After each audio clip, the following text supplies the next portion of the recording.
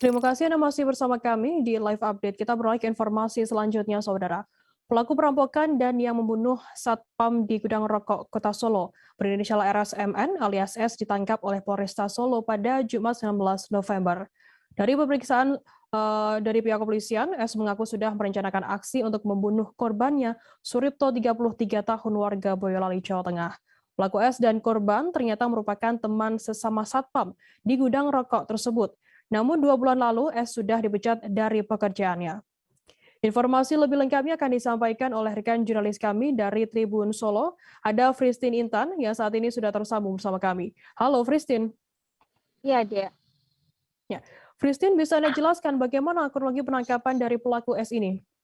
Baik, terima kasih Firda terkait dengan penangkapan dari tersangka inisial RSMS atau alias S di Desa Sembukan Sidoarjo, Wonogiri pada waktu Jumat 19 November 2021 dilakukan oleh pihak Satreskrim Polresta Surakarta dan dipimpin oleh AKP Johan Andika. Dan dari keterangannya, Kapolresta Solo Kombes Pol Adi Safri Simanjuntak mengatakan tepat pukul 11 siang dilakukannya upaya penangkapan dari tersangka di rumah berserta dilakukannya penggeledahan dan penyitaan barang bukti yang tidak kejahatan dari perampokan dan pembunuhan berencana yang ada di gudang distributor rokok yang ada di Serengan. Dari hasil itu sendiri juga ditemukan barang bukti tambahan berupa perhiasan emas, tabungan, sepeda motor, dan juga alat yang diduga menjadi salah satu alat penganiayaan untuk si S ataupun warga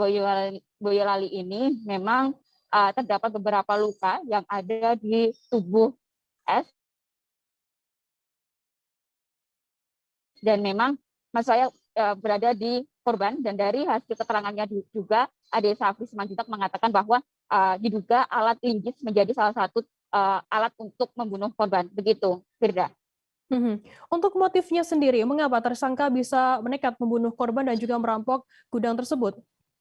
Baik, Firda, terkait dengan keterangan dari tersangka S, memang Kapolresta Solo mengatakan bahwa motif dari S ini adalah dendam dan juga latar belakang ekonomi. Dendam yang dimaksud karena sebelumnya S merupakan satu rekan kerja dengan Sarjono dengan sekitar 2 bulan yang lalu menjadi rekan satpam juga, namun karena tindak indisipliner dari pihak manajemen dilakukannya pemecatan oleh S ini karena Sarjono sendirilah yang mengatakan bahwa maksud saya korban melaporkan ke manajemen terkait dengan tindakan yang mangkir selama beberapa bulan tidak melakukan tugasnya dan meminta Sarjono menjadi penggantinya, namun tidak ada timbal balik ataupun itikat baik dari tersangka.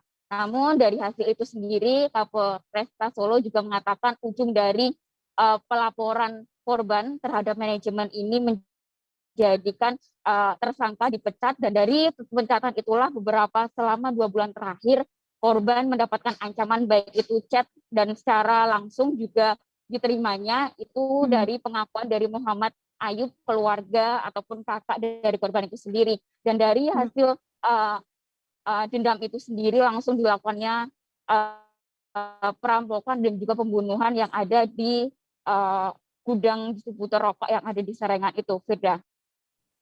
Kemudian bagaimana informasi terkait jeratan hukum bagi tersangka S ini? Baik, terkait dengan jeratan hukum, memang dari tersangka dilakukannya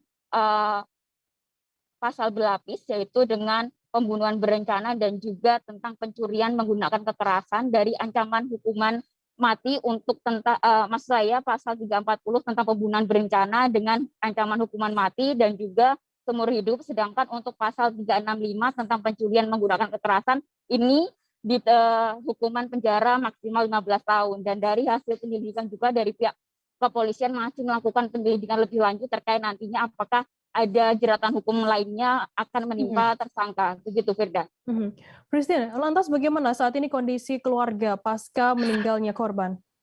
Baik, terkait dengan kondisi keluarga, memang korban memiliki 1 istri dan 1 anak. Anaknya masih 5 tahun, berdomisili di Boyolali. Dan dari keterangan dari kakak korban, yaitu Muhammad Ayub, mengatakan bahwa selama seminggu terakhir ini memang anaknya tidak mengetahui bahwa bapaknya meninggal dunia, dan juga saat ini istri masih terpukul dengan kematian secara mendadak ataupun tidak diduga, karena pada kejadian pada Senin minggu yang lalu merupakan jadwal dari Sarjono ini, mas saya korban menjadi pulang ke rumah, sudah dibuatkan kopi oleh beliau, namun sampai sekarang juga kopi tersebut tidak dipindahkan di meja yang seharusnya korban itu datang ke rumah. Begitu.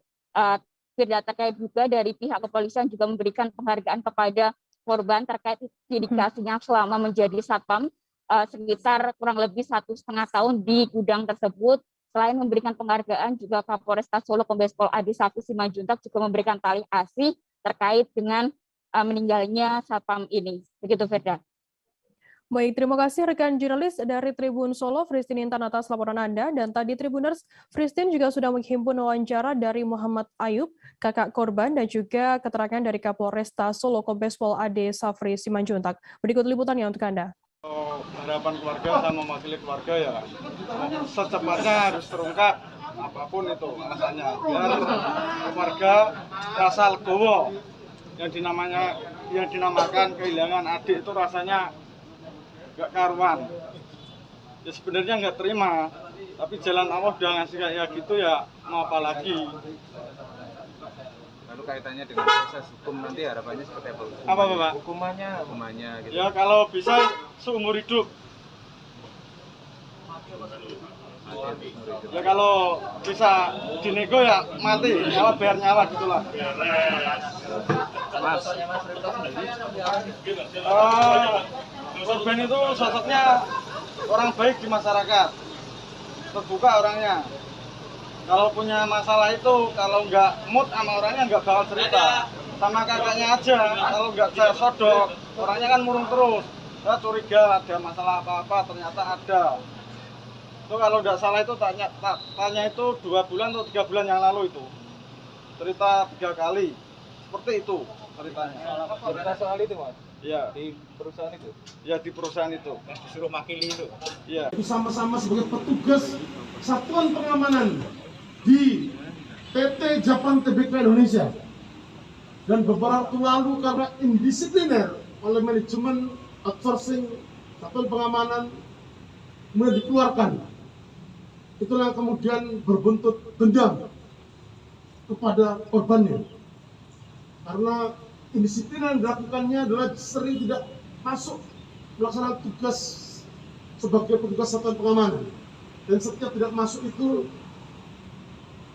tersangka ini selalu menyuruh korban untuk naik tiket, dan ini selalu berulang, dan itu kemudian dilaporkan kepada manajemen dan berakibat pada penjatuhan sanksi indisipliner yang dilakukan oleh tersangka dan berbuntut pada dikeluarkannya tersangka dari satuan pengamanan di PT Japan Tbk Indonesia. Jangan lupa subscribe, share, komen, dan like ya.